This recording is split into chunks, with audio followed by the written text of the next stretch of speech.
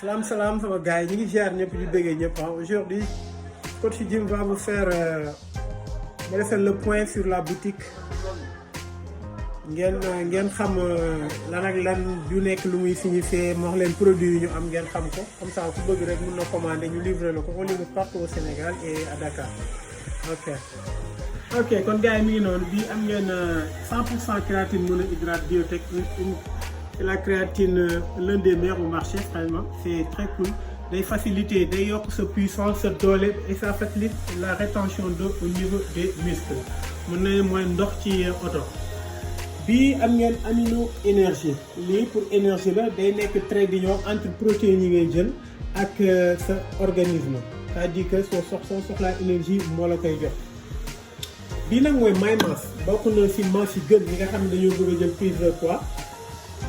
Déjà am na 131 grammes carbohydrate te fat bi dafa low am na 26 grammes protéines et puis en calories li mu am ci calories macha allah.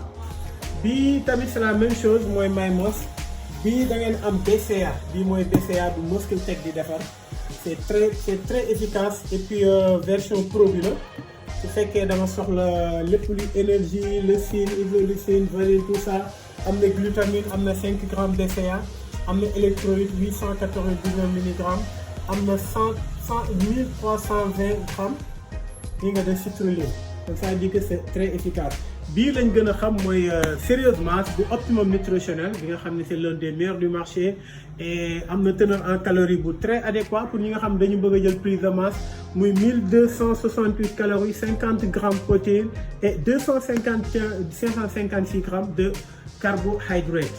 Donc ça dit que mi ngi noonu bon beneen bi je vais vous montrer ñi nga xam ne dañoo soxla ay vitamines am nañ Optimène c'est très efficace aussi support la am nañ The Ripper bii mooy fat burn bi day brûler sa graisse et puis day brûler graisse bi nekk ci biir bi yëpp ba pare jox la ay tablettes Rip mi ngi noonu maanaam tablette chocolat bii mooy C4 c'est très efficace aussi pré-workout la sooy entraîner da lay booster maanaam da lay gën a pousse pour nga mun a entraînement bu adéquat.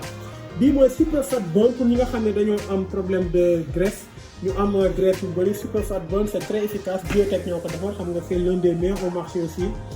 On a évidemment le Pro Série may zinc xam ngeen ko zinc ak magnésium bii en même temps am nañ yenn yu tuuti am nañ en plus on a des vitamines C may vitamine C bii mélatonine la. Ok, je vais vous montrer maintenant les whey. Bii mooy whey gold standard daanaka jeexal nañ ko amatuñ ko. Bii mooy vegan ñi nga xam ne dañoo bëgg masse bu sèche bii mooy vegan bii mooy protéine vegan et puis am nañ goût yëpp.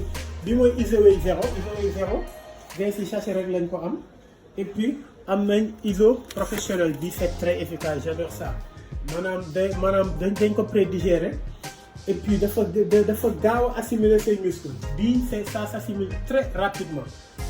Maanaam mooy Iso XT professionnel la pure whey isolé c'est l'un des meilleurs sans résidu bii tamit 100% whey la bii mooy whey comme série bi c'est très efficace ñi nga xam ne dañoo bëgg a jël muscle bu sèche. Am nañ micellar caséine c'est la partie solide du lactosérum. On a presque tout ce que vous voulez juste ngeen contacter coach Jim lii laa leen bëggoon woon tout ça.